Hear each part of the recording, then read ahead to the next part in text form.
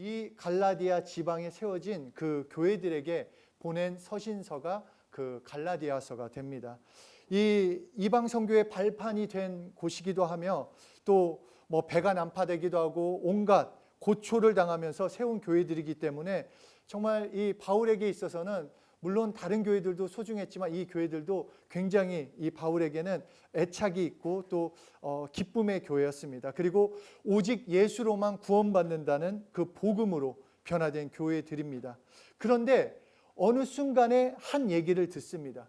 이렇게 세워진 교회가 다른 복음으로 다른 복음을 쫓는다는 그런 이야기를 전해 듣습니다.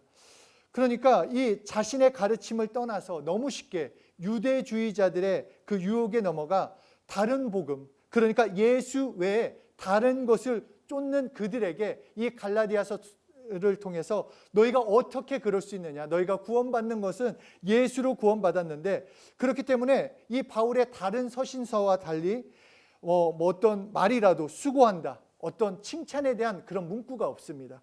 그냥 갈라디아서는 시작부터 다른 복음은 없다라고 외치고 있습니다.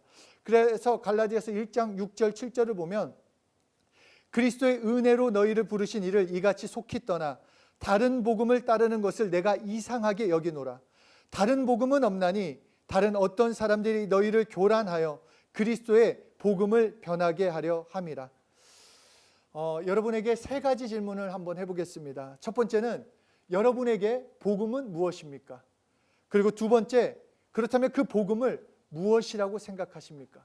세 번째는 복음이 여러분에게 얼마나 실제가 되십니까? 복음은 말 그대로 복된 소식, 기쁜 소식입니다. 그래서 누가복음 2장 10절에 말씀하신 것처럼 천사가 이르되 무서워하지 말라. 보라, 내가 온 백성에게 미칠 큰 기쁨의 좋은 소식을 너희에게 전하노라. 그러니까 복음은 하나님께서 주시는 가장 큰 기쁨의 좋은 소식을 알려주시는 것입니다.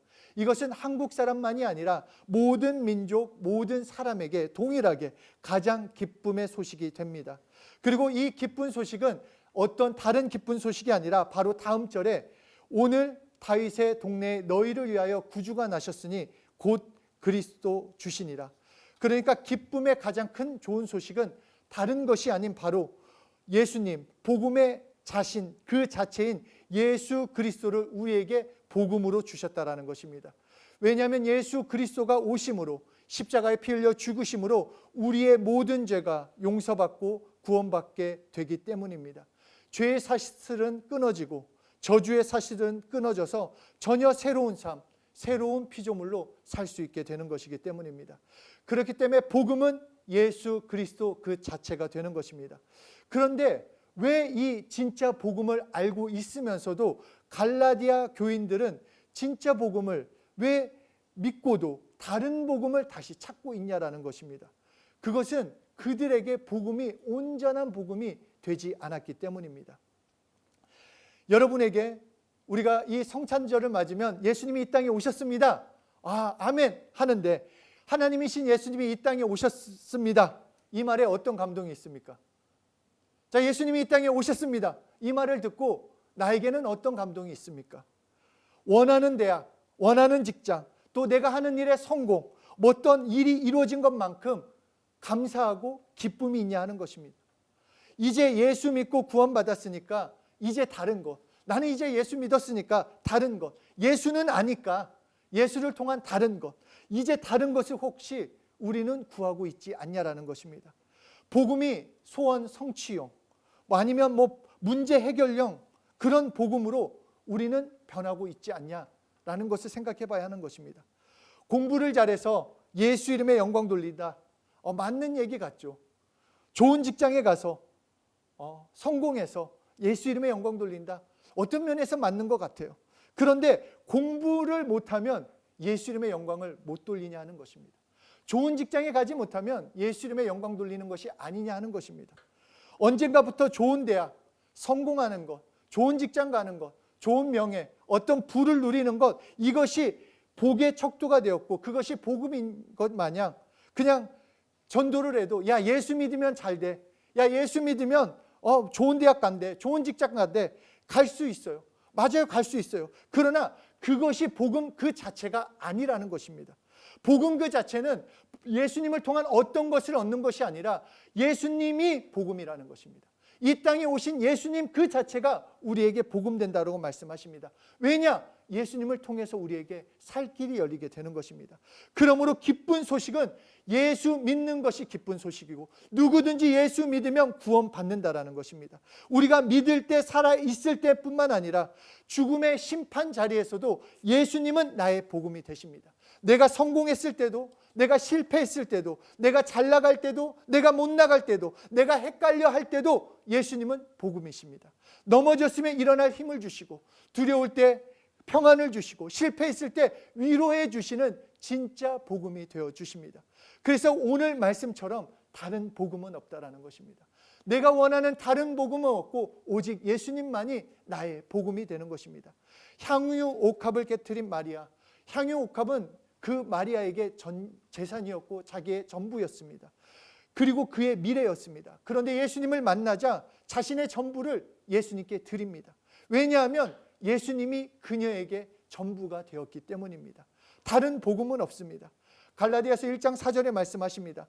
그리스도께서 하나님 곧 우리 아버지의 뜻을 따라 이 악한 세대에서 우리를 건지시려고 우리 죄를 대속하기 위하여 자기 몸을 주셨으니, 예수께서 우리 죄를 위해서, 우리를 건지시기 위해서 자신의 몸을 드렸다라는 것입니다.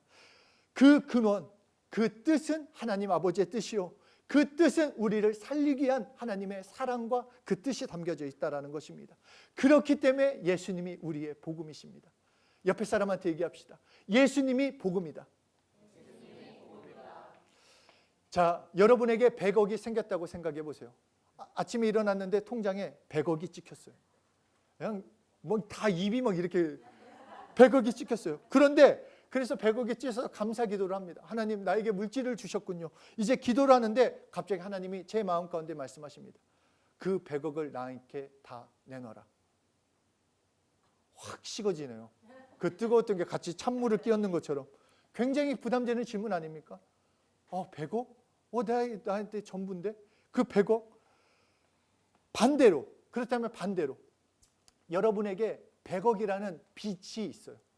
지금 당장 빚을 일주일 후에 갚아야 돼요. 100억이라는 빚을. 그런데 하나님께 또 기도하는 하나님 말씀하십니다. 야, 그 100억 내가 갚아줄게. 나한테 맡겨. 그렇다면 어떻게 하시겠습니까? 맡기겠습니까? 안 맡기겠습니까? 당연히 맡겨야죠. 당연히. 그렇죠. 참 그렇잖아요. 내가 가지고 있을 때는 그런데 또 빚이라고 하니까 또 이렇게 생각. 그런데 우리가 곰곰이 생각해야 할 것은, 예수님이 이 땅에 오신 것은 단순히 이 100억 정도가 아니라 100억과 비교할 수 없는, 죽을 수밖에 없는 나를 건져내는, 진짜 행복이라고 알 수 없는, 두렵고 좌절하며 살 수밖에 없는 우리 영혼의 문제인 그 죄값을 해결하러 오셨다는 것입니다. 이 악한 세대에서 건져내 보호해 주시기 위해서 예수님은 우리를 위해 죽으셨습니다. 나의 죄도, 나의 저주도, 나의 병도, 나의 두려움도 다 담당하시고 십자가에서 처리해 주셨습니다. 그래서 예수님이 나의 구주가 되신 것입니다. 그분이 나의 전부가 되셨다라는 것입니다. 우리가 함께 우리 영상을 보고 함께 나레이션 한 것처럼 2000년 전 예수님은 실제로 예루살렘 땅에 오셨습니다. 예수님이 복음 그 자체임을 말씀을 통해, 그리고 행동하심을 통해, 그리고 십자가에서 죽으시고 부활하심, 그리고 승천하심을 통해 내가 너희 구주라는 것을 보여주셨습니다. 그리고 그 예수님은 그냥 가신 것이 아니라 승천하시고 성령님을 우리에게 보내주시고, 성령님을 그냥 보내신 것이 아니라 예수 이름을 가지고 우리에게 보내주심으로 이제 나는 예수 이름을 부름으로써 예수님이 나의 구주 되심을 경험하고 오늘도 함께 사는 그 축복을 누리게 하셨다라는 것입니다. 그러니까 예수 이름은 어떤 단계를 말하는 것이 아닙니다. 힘들 때만 부르고 어려울 때만 부르는 어떤 그 정도가 아니라, 예수 이름은 복음 그 자체가 되고 복음이 실제되는 것, 복음을 체험하게 만드는 것입니다. 그러므로 예수님이 오심에 대해서, 예수님이 나에게 구주 되심을 내가 날마다 기념하고 감사하고, 특별히 크리스마스를 맞아서 우리가 더욱 외쳐야 할 것은 그 이름을 외침으로 예수님이 나의 구주 되신, 예수님이 이 땅에 오셨음을 기념하고, 예수님이 십자가에서 죽으셨음을 믿음으로, 또 예수님이 죽으시고 부활하시고 승천하셔서 다시 오심을 기념하는 것을 바로 예수 이름을 통해 우리가 할 수 있다라는 것입니다.